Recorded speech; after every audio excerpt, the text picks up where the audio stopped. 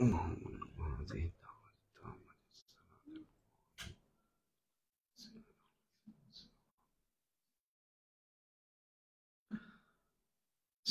علیکم ورحمۃ اللہ وبرکاتہ۔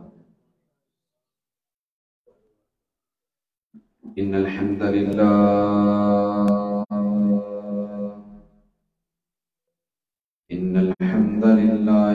نحمده ونستعینه ونستغفره ونؤمن به ونتوکل علیہ ونعوذ باللہ من شرور انفسنا ومن سیئات اعمالنا من يهده الله فلا مضل له ومن يضلله فلا هادي له وأشهد أن لا إله إلا الله وحده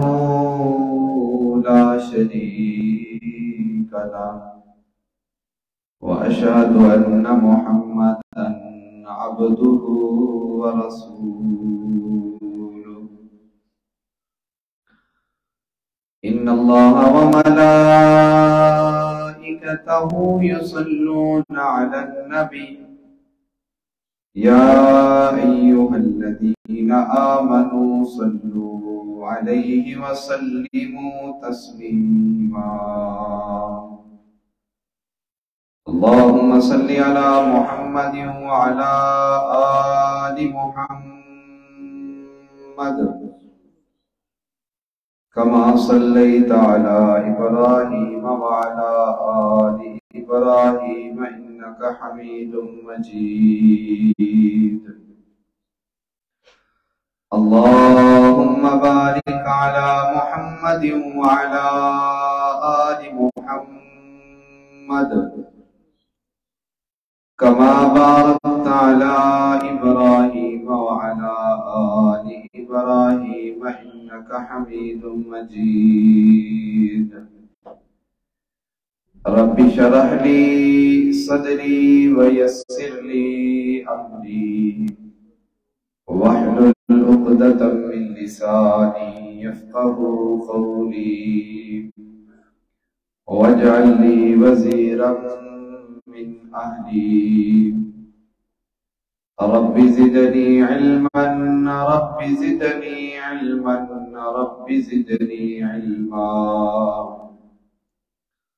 أما بعد فأعوذ بالله السميع العليم من الشيطان الرجيم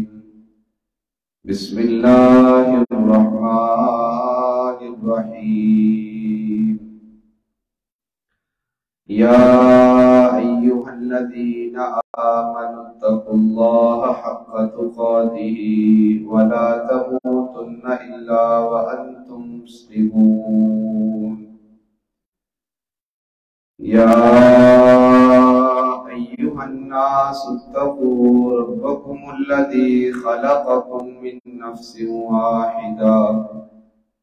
وخلق منها زوجها وبث منهما رجالا كثيرا ونساء واتقوا الله الذي تساءلون به والأرحام إن الله كان عليكم رقيبا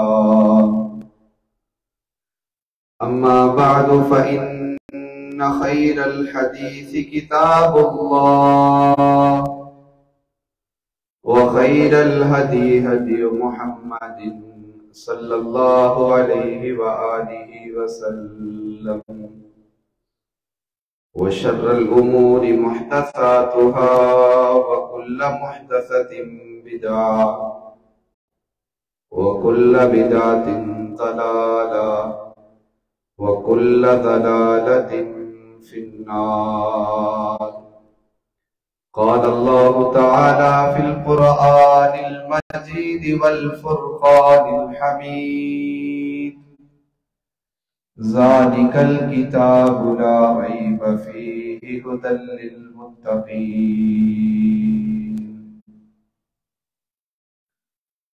یا الہی جب تک میرے جسم میں جان رہے میری یہ تمنا ہے کہ میرے لب پہ تیرا قرآن رہے اور یہ تمنا ہے کہ اس دنیا میں کوئی کام کر جاؤں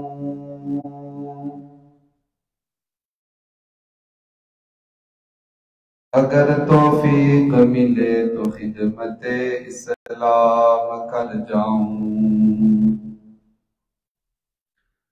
الہی تو رحیم ہے تو کریم ہے مولا تیری شان سب سے عظیم ہے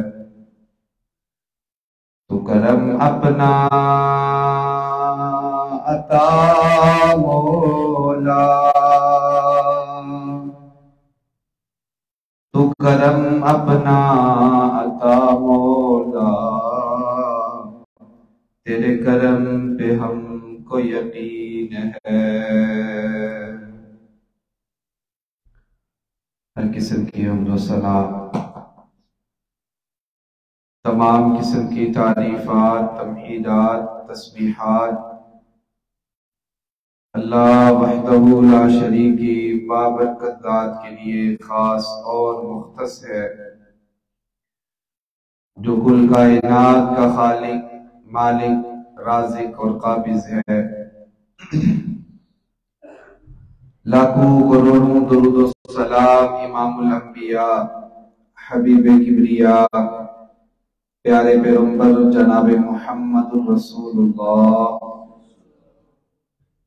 صلی اللہ علیہ وآلہ وسلم کی ذات اقدسہ مطہرہ مشرفہ مکرمہ پر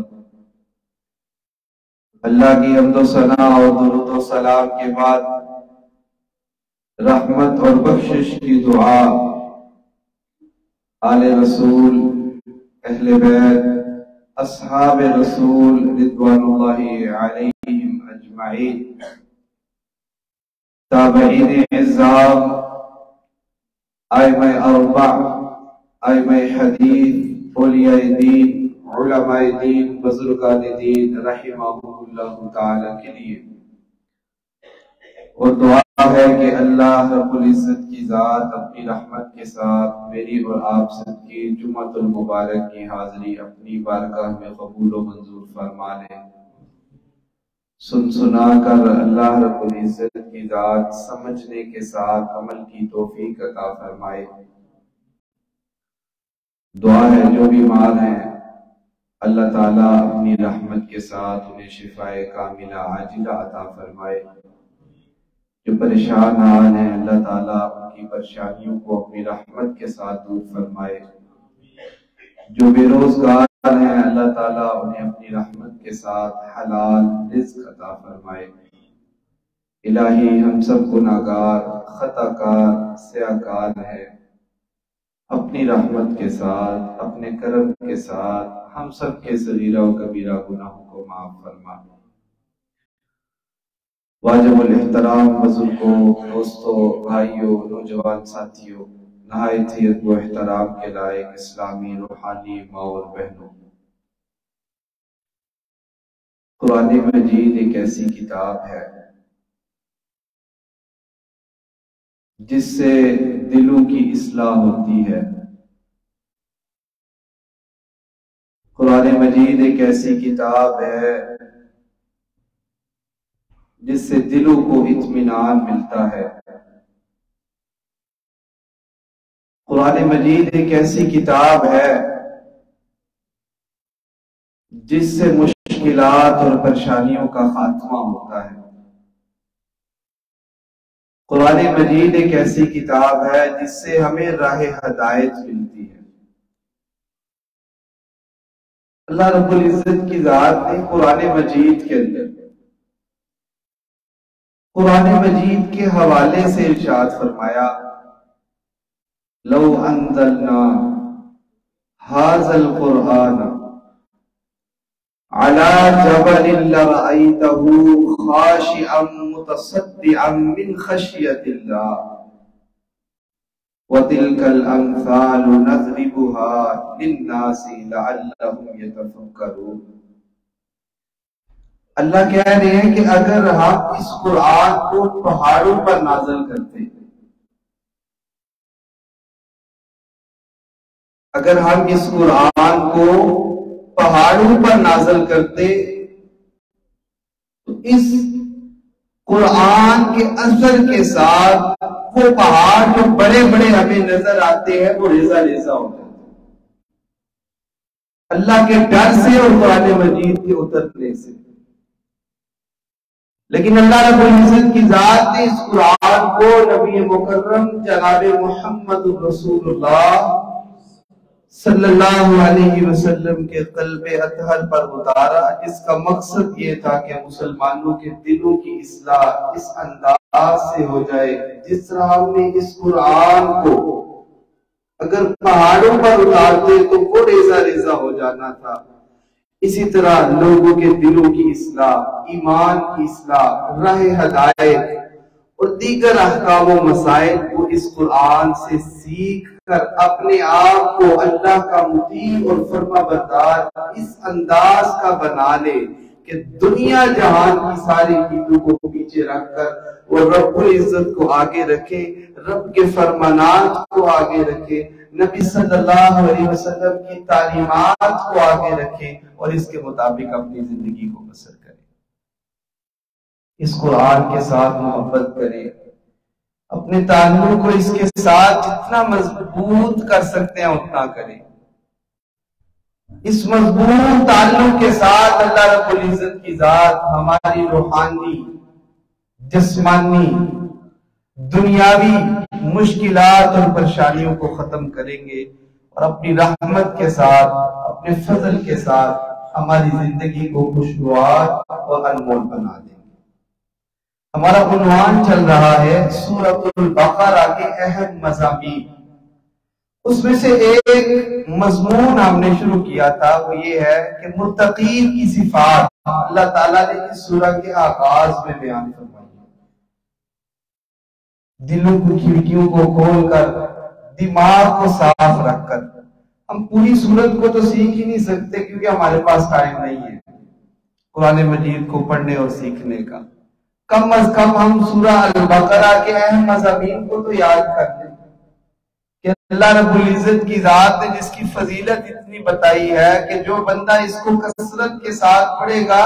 قیامت کے دن یہ سورت اس کے حق میں سفارش کرے گی۔ اور جس گھر کے اندر شیطان ہے، جس گھر کے اندر کوئی مسائل ہیں،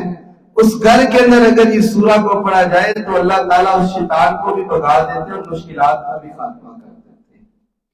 تو ہمیں یہ تو پتہ ہونا چاہیے ایک مسلمان ہونے کے ناطے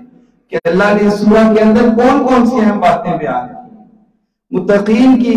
جو صفات ہیں اس میں سے 3 کا تذکرہ آپ نے کیا تھا کہ الذین یؤمنون بالغیب ویقیمون الصلاۃ ومما رزقناہم ينفقون۔ کہ اللہ نے فرمایا والذین یؤمنون بما انزل الیک وما انزل من قبلک وبالآخرۃ هم یوقنون۔ اللہ رب العزت کی ذات نے متقین کی 3 صفات کا تذکرہ اس آیت کے اندر کیا۔ والذین یؤمنون بما انزل الیک، ان کا ایمان مضبوط ہوتا ہے،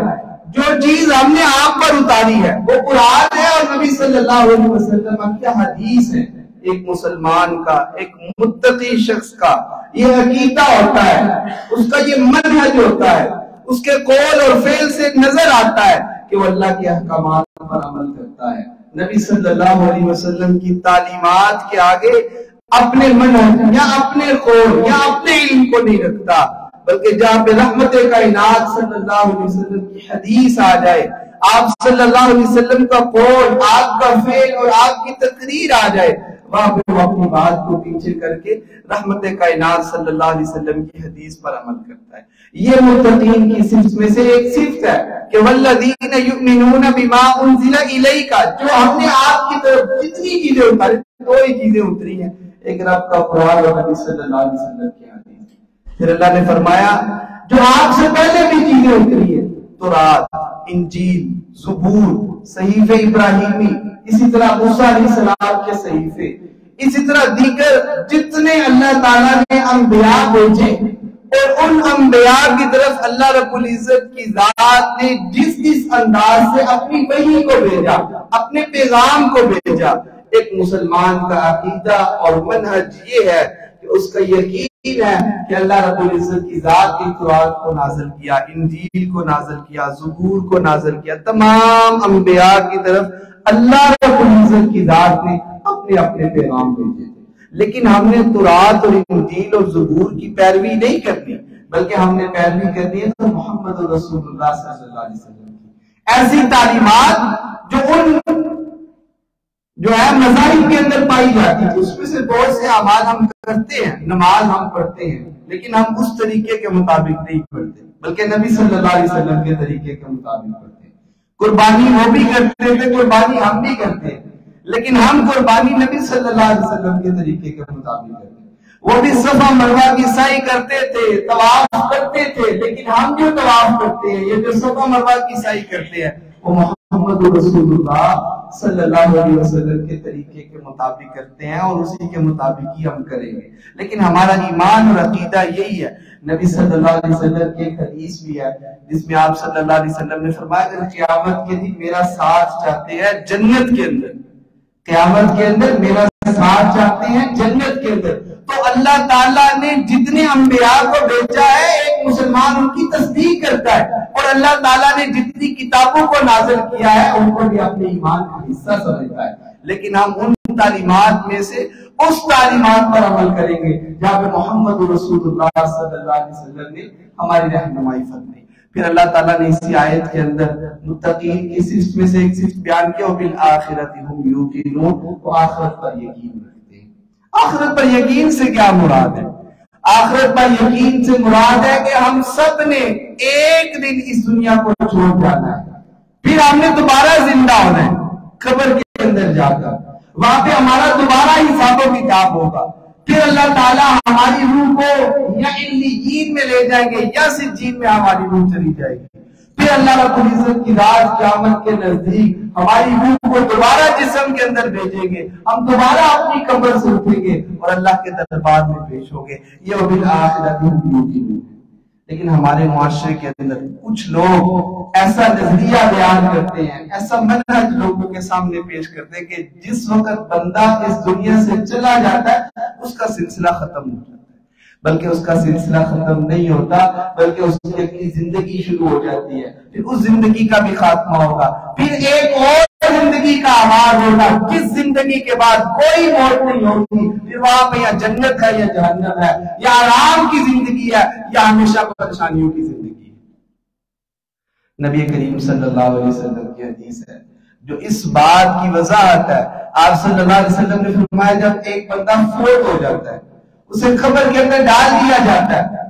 پھر ہر صبح اور ہر شام کو اس کے پاس اگر تو جنت والا ہے تو نبی صلی اللہ علیہ وسلم کی حدیث کے مفہوم کے مطابق اس کی قبر کو کشادہ کر دیتا ہے، اللہ کشادہ کر دیتے ہیں اس کی قبر کو، جنت کی کھڑکیاں کھل جاتی ہیں، اس کی روح جو ہے وہ اعلیٰ لوگوں میں شامل ہو جاتی ہے۔ لیکن نبی صلی اللہ علیہ وسلم کی حدیث ہے، اللہ کا قرآن بھی ہے، آپ کی حدیث بھی ہے کہ ایسے بندے جو اس دنیا کی زندگی کے اندر اللہ کی نافرمانیوں کے مطابق اپنی زندگی کو گزار کر گئے، اللہ کی نافرمانیاں کی، اللہ کی باتوں کو نہ مانا، اللہ تعالیٰ قبر کے اندر انہیں صبح اور شام کو عذاب دیں گے۔ قیامت تک یہ سلسلہ چلتا رہے گا، جو اس بات کی دلیل ہے کہ جب ہم نے مر جانا ہے، مرنے سے ہمارا سلسلہ ختم نہیں ہونا بلکہ ایک نئی زندگی کا آغاز ہوگا۔ ایک مسلمان اور بالخصوص متقین لوگوں کے یہ ایمان کا حصہ ہے کہ جس طرح ہم اللہ پر ایمان رکھتے ہیں، ہمارا ایمان بالغیب ہے، ایمان بالغیب کے بعد ہم نماز کو قائم کرتے ہیں، جو اللہ نے ہمیں عطا کی اس میں سے ہم خرچ کرتے ہیں، اسی طرح جو اللہ نے نبی صلی اللہ علیہ وسلم پر اتارا اور اللہ تعالیٰ نے نبی صلی اللہ علیہ وسلم سے پہلے انبیاء پر اتارا اور پھر اس کے بعد آخرت پر بھی وہ یقین رکھتے ہیں، یہ متقین کی صفات ہے۔ پھر اللہ رب العزت کی ذات اس کے بعد ارشاد فرمایا اولئک علی ھدی من ربہم وَأُولَئِكَ هُمُ الْمُفْلِحُونَ، یہی لوگ حقیقی طور پر ہدایت والے ہیں اور یہی لوگ ہم المفلحون، کامیاب اور کامیاب ہیں۔ یہ پہلا مضمون ہے، یہ یاد رکھیں آپ کہ سورہ البقرہ کے اندر اللہ تعالیٰ نے جو پہلی بات بیان کیا وہ ہے متقین کی صفات۔ اب متقین کی صفتیں کون کون سی ہیں وہ بھی ہم نے پڑھی۔ دوسرا مضمون ہے اللہ تعالیٰ نے تذکرہ کفار اور منافقین کیا ہوا ہے اس سورہ کے آغاز کے اندر۔ پہلے رکوع کے بعد ان کا تذکرہ شروع ہو جاتا ہے، یخادعون اللہ والذین آمنوا وما یخدعون الا انفسهم وما یشعرون واذا قیل لهم آمنوا كما آمن الناس قالوا انؤمن كما آمن السفهاء الا انهم هم السفهاء ولكن لا يعلمون۔ اللہ تعالیٰ نے مختلف طریقوں کے ساتھ کفار کا اور منافقین کا تذکرہ کیا۔ وہ منافقین جو آواز اسلام کے اندر مسلمانوں کے پاس تھے، وہ ظاہری طور پر جو مسلمانوں کے سامنے آتے تو وہ کہا کرتے تھے کہ ہم مسلمان ہیں، لیکن جب اپنے سرداروں کے پاس جاتے تو دوبارہ کہتے تھے ہم تو آپ کے ساتھ ہیں، ہم ان کے ساتھ استہزاء کر رہے ہیں، مذاق کر رہے ہیں۔ لیکن اللہ تعالیٰ فرما رہے ہیں کہ وہ حقیقی طور پر اپنے ساتھ مذاق کر رہے ہیں۔ اللہ رب العزت کی ذات نے بڑا پیارا انداز اپنایا ہے یہاں پہ بھی، کفار و منافقین کا تذکرہ کر کے اللہ تعالیٰ نے ایک مثال دی۔ اللہ فرماتے ہیں مثلہم کمثل الذی استوقد نارا فلما اضاءت ما حولہ ذهب اللہ بنورہم وترکہم۔ اللہ نے مثال اس انداز کی دی کہ ایک بندہ آگ جلاتا ہے، ایک بندہ آگ جلاتا ہے، اس آگ کی روشنی سے کچھ لوگ فائدہ اٹھا لیتے ہیں اور کچھ لوگ اس سے فائدہ نہیں اٹھاتے۔ اللہ فرما رہے ہیں کہ ایسے لوگوں کا نور ہم لے جاتے ہیں، روشنی تو ختم ہو جاتی ہے، آگ تو بجھ جائے گی، اپنے وقت پر اس آگ کا خاتمہ ہو جائے گا، پہلے کوئلے بنیں گے، کوئلے سے پھر وہ راکھ بن جائے گی، ختم ہو جائے گا بالکل۔ لیکن اللہ فرما رہے ہیں کچھ بندے ایسے ہیں جو اس روشنی سے فائدہ اٹھا لیتے ہیں اور کچھ لوگ ایسے ہیں جو اس نور سے فائدہ نہیں اٹھاتے، بلکہ اللہ تعالیٰ کہہ رہے ہیں فی ظلمات لا یبصرون، اندھے ہوتے ہیں اور ظلمت کے اندر ہوتے ہیں، یعنی کہ اندھیرے کے اندر ہوتے ہیں حقیقی طور پر وہ لوگ۔ اصل اس کی مثال اس انداز سے ہے کہ نبی صلی اللہ علیہ وسلم مکہ اور مدینہ کے اندر آئے، اللہ تعالیٰ نے وہاں پہ ایک روشن چراغ جلایا، پھر وہاں سے جنہوں نے فائدہ اٹھایا وہ نور کے اندر داخل ہو گئے، انہوں نے اس نور سے اپنے آپ کو منور کر لیا، اور وہ لوگ جو رائے ہدایت سے ہٹے ہوئے تھے اللہ تعالیٰ نے رائے ہدایت پر چلا کر جنت الفردوس کا مہمان بنا دیا، اسی سے انہوں نے فائدہ اٹھایا۔ اور کچھ لوگ ایسے تھے جو کفار رہے یا منافقین رہے، انہوں نے اس آگ سے اس روشنی سے فائدہ نہیں اٹھایا، تو اللہ تعالیٰ فرما رہا ہے فی ظلمات لا یبصرون، بلکہ اللہ نے پھر کہا صم بکم عمی فہم لا یعقلون، بہرے بھی ہیں، گونگے بھی ہیں، اندھے بھی ہیں، حقیقی طور پر نہیں ہے۔ انہوں نے اکھاں کام کردیاں سی، زبان انہوں نے کام کردی سی، کان انہوں نے سندے سے، لیکن حقیقی طور پر انہوں نے اپنی آنکھوں سے رائے ہدایت کو صحیح طرح اپنایا نہیں، انہوں نے کانوں سے نبی صلی اللہ علیہ وسلم سے تعلیمات حقیقی طور پر سنی نہیں ہے، دل سے ان تعلیمات کو اپنایا نہیں، تو اللہ تعالیٰ نے ان کو بہرا، گونگا اور اندھا کہہ دیا۔ یہی ہمارے لیے ہے کہ اگر ہم قرآن سے ہدایت حاصل نہیں کرتے، اگر ہم قرآن سے فائدہ حاصل نہیں کرتے، ہم قرآنی تعلیمات کو اپنی زندگی کے اندر شامل نہیں کرتے، تو ہم مسوم ہو گئے، حکم ہیں، امیون ہیں۔ اور آخر پر اللہ نے بڑی پیاری فہم لایا، یہاں پہ جتنی مرضی ہے اشیاء کر لو، آخر پر آپ نے میرے پاس ہی لوٹ کر آنا ہے۔ اس لیے اللہ رب العزت کی ذات یہاں پر ہمیں بھی رائے ہدایت دکھانے کی کوشش کرے۔ وہ لوگ تو ایسے تھے جن کے پاس نبی صلی اللہ علیہ وسلم آئے، لیکن انہوں نے نبی صلی اللہ علیہ وسلم سے فائدہ نہ اٹھایا، ظاہری طور پر مسلمان بھی ہو گئے، کفار کے خلاف بھی کھڑے ہو گئے، لیکن حقیقی طور پر نہ نبی صلی اللہ علیہ وسلم کو اپنایا، نہ آپ صلی اللہ علیہ وسلم کی تعلیمات کو اپنایا، نہ آپ صلی اللہ علیہ وسلم کا حقیقی ساتھ دیا۔ پھر اللہ تعالیٰ نے بڑی عمدہ مثال دے کر ان کو سمجھایا کہ ایسے لوگ حقیقی طور پر خسارے کے اندر ہیں، نقصان کے اندر ہیں۔ اس لیے ہمارے پاس بھی یہ قرآن ہے، نبی صلی اللہ علیہ وسلم کی تعلیمات ہیں۔ اگر ہم بھی نبی صلی اللہ علیہ وسلم کی تعلیمات مجموعی طور پر نہ سیکھیں، صرف عبادت اور ریاضت کے لیے نہیں۔ اگر آج جتنی باتیں ہیں دنیا کی ہو دین کی ہو، تمام معاملات کے اندر ہمارے رہبر اور ہمارے رہنما محمد رسول اللہ صلی اللہ علیہ وسلم ہے۔ میں جہاں پہ کام کرتا ہوں، آپ جہاں پہ کام کرتے ہیں، آپ اپنی جو ہے وہ کاروبار ہے، یہ اسی طرح دنیا کی سیاست اور سیاحت ہے، یہ دنیا کے جمی معاملات ہیں۔ ہر حصہ کے اندر یا ہر معاملے کے اندر ہم نے نبی صلی اللہ علیہ وسلم کی تعلیمات کو لے کر آنا ہے۔ جب ہم حقیقی طور پر آپ صلی اللہ علیہ وسلم کی تعلیمات کو لے کر آئیں گے، اولئک علی ھدی من ربہم واولئک ھم المفلحون کی مصداق بن جائیں گے۔ اگر ہم ان تعلیمات کو اپنی زندگی کے اندر نہ لے کر آئے تو سنہم بکم عمی فہم لا یرجعون کے مصداق ہم بن جائیں گے۔ اس لیے اللہ رب العزت کی ذات نے انہوں تذکرہ کفار اور منافقین کا کیا ہے۔ اللہ تعالیٰ اس بات کو پسند کرتے ہیں کہ بندے رائے ہدایت پر چل کر میری جنت کے مہمان بن جائیں، نہ کہ رائے ہدایت سے ہٹ کر جہنم کا ایندھن بن جائے۔ اللہ رب العزت کی ذات اس بات کو پسند کرتے ہیں کہ ایک بندہ گناہوں کو چھوڑ کر، برے کاموں کو چھوڑ کر، یا ایسا بندہ جو نمازوں کو ادا نہیں کرتا دوبارہ نماز کی طرف آ جاتا ہے، یا حقوق اللہ اور حقوق العباد کی پامالی کرتا ہے، لیکن وہ دوبارہ اللہ سے توبہ کر کے استغفار کر کے حقوق اللہ کا بھی خیال رکھتا ہے، حقوق العباد کا بھی خیال رکھتا ہے، اللہ ایسے بندے سے بہت محبت کرتے ہیں۔ اور پھر نبی صلی اللہ علیہ وسلم نے مثال دے کر اس بات کو بیان فرمایا کہ اللہ کیسے محبت کرتے ہیں۔ اللہ نے کہا ایک بندہ ریگستان کی طرف جا رہا ہے، وہاں پہ اس کا اونٹ گم ہو گیا، اس کا زادہ راہ گم ہو گیا، لیکن وہ اچانک تھوڑی دیر بعد اس کی آنکھ لگی اور اٹھا اور دیکھا کہ اس کا اونٹ بھی اس کے پاس ہے، اس کا زادہ راہ بھی اس کے پاس ہے۔ تو وہ بندہ کتنا خوش ہوتا ہے کہ ریگستان کا بڑا میدان ہے جہاں نہ پینے کے لیے کچھ ہے نہ کھانے کے لیے کچھ ہے، لیکن جو اس کے پاس تھا وہ غائب ہو گیا، لیکن دوبارہ اس کو مل گیا۔ اس جیسی خوشی اللہ رب العزت کی ذات کو بلکہ اس سے زائد ہوتی ہے ایک بندہ گناہوں کو چھوڑ کر نیکی کی طرف آتا ہے،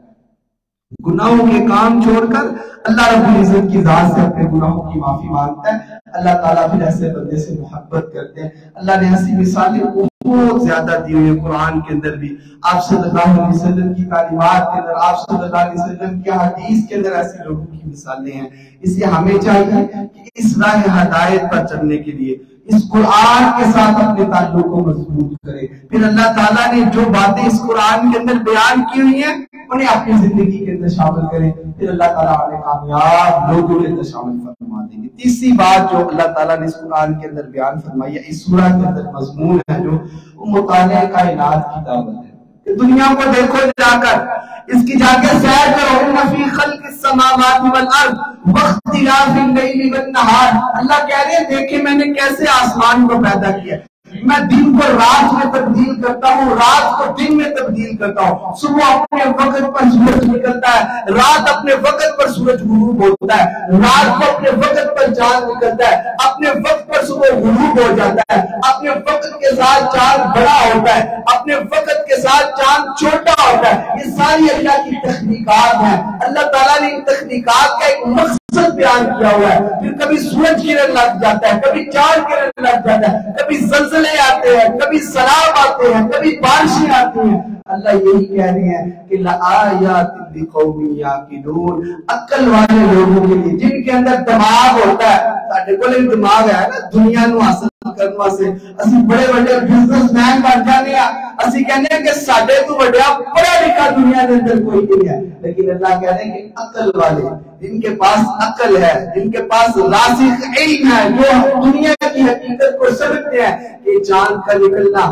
چاند کا غروب ہونا، یہ سورج کا نکلنا، یہ سورج کا غروب ہونا، اپنے وقت پر چاند کا بڑا اور چھوٹا ہونا، یہ اللہ تعالیٰ بتا رہی ہے کہ میں جیسے سورج کو ادھر سے بھیجتا ہوں، ادھر اس کو غروب کرتا ہوں، چاند کو نکالتا ہوں، چاند کو غروب کرتا ہوں، چاند کو بڑا اور چھوٹا کرتا ہوں، اسی طرح میں پوری دنیا کو بھی ختم کر دوں گا۔ اس دنیا کے اندر آنے والے ہر انسان کا خاتمہ ہو جائے گا اپنے اپنے وقت پر۔ جس طرح وقت پر سورج نکل کر غروب ہوتا ہے، اسی طرح وقت پر پیدائش ہوگی اور وقت پر وفات ہوگا، جو اللہ تعالیٰ نے ہر بندے کا لکھ دیا ہوا ہے۔ لیکن اللہ تعالیٰ نے یہ جو سیر کی دعوت دی ہوئی ہے. پھر اللہ تعالیٰ نے جو بڑے بڑے پہاڑ بنائے ہیں, دریا اور سمندر, بس اوقات ہم اللہ کی ایسی تخلیق کو دیکھتے ہیں کہ ہمارا ذہن حیران و پریشان ہو جاتا ہے کہ یہ کیسے ہو سکتا ہے. لیکن اللہ رب العزت کی ذات نے وہ بنایا ہے, اس کو پیدا کیا ہے, اس کو سنوارا ہے, اس کو سجایا ہے. اس کا مقصد صرف اور صرف یہ ہے کہ عقل والے یہاں سے جو ہے نشانیاں اللہ تعالیٰ کی دیکھ کر اپنے دلوں کی اصلاح کریں. یہ سیر کا مقصد یہ ہوتا ہے. اللہ نے جو چیزیں تخلیق کی ہیں, جو پیدا کی ہیں, اس سے عقل والے جو ہے اپنے آپ کو سمجھائیں اور سیکھیں اور سمجھیں کہ یہ ایک چیز ہے کہ خوبصورت پھول ہوتا ہے.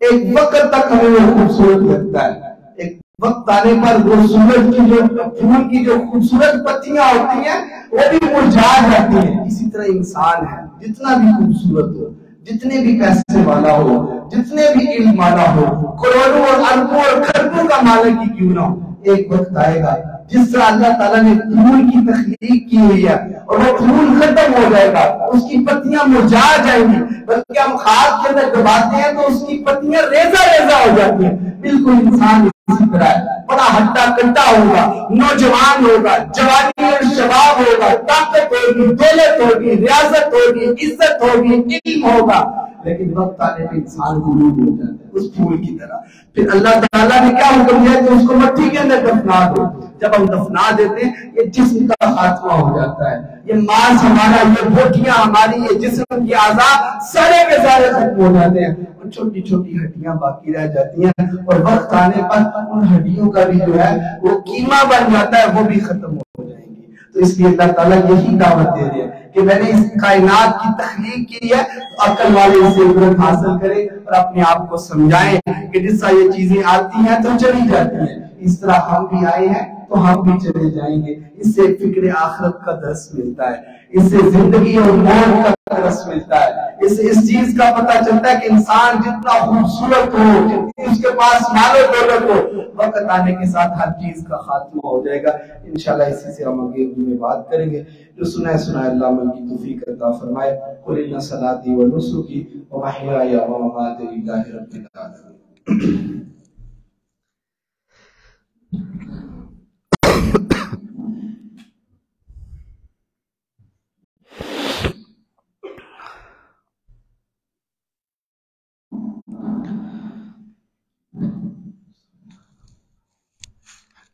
إن الحمد لله نحمده ونستعينه ونستغفره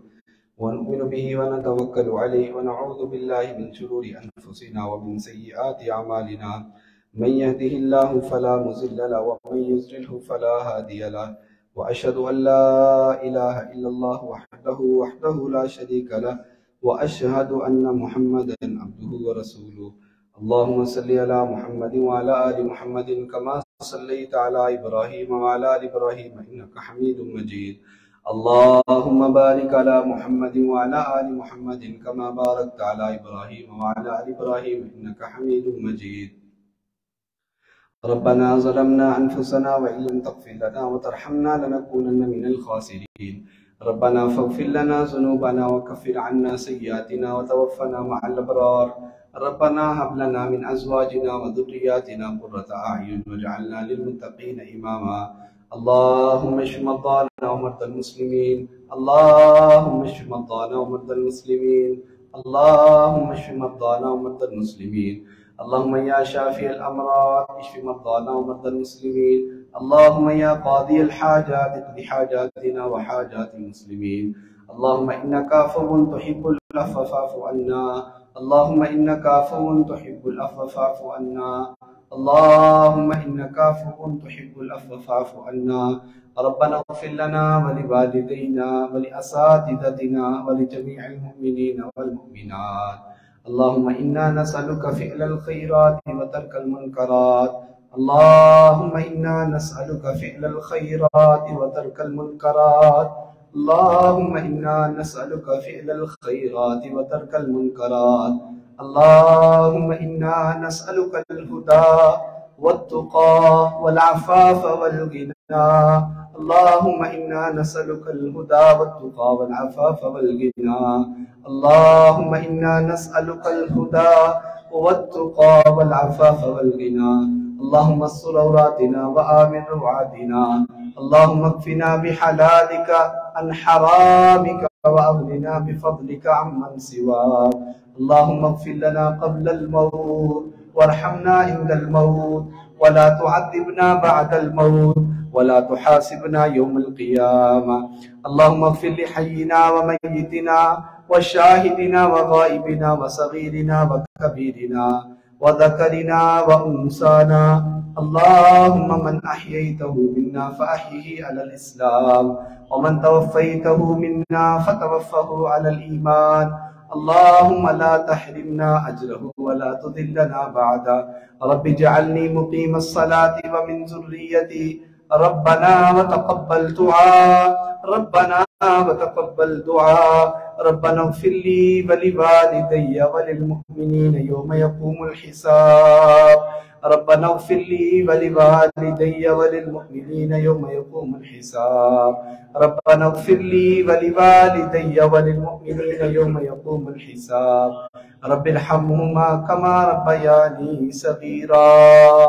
اللهم اعز الإسلام والمسلمين وأذل الشرك والمشركين ودمر أعداء الدين اللهم انصر الإسلام والمجاهدين في كل مكان ربنا آتنا في الدنيا حسنة وفي الآخرة حسنة وقنا عذاب النار سبحان ربك رب العزة عما يصفون وسلام على المرسلين والحمد لله رب العالمين.